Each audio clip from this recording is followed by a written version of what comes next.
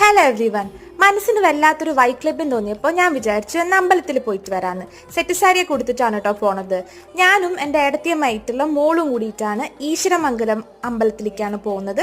അതായത് ശ്രീകൃഷ്ണപുരത്തുള്ള ഈശ്വരമംഗലം അമ്പലത്തിൽ.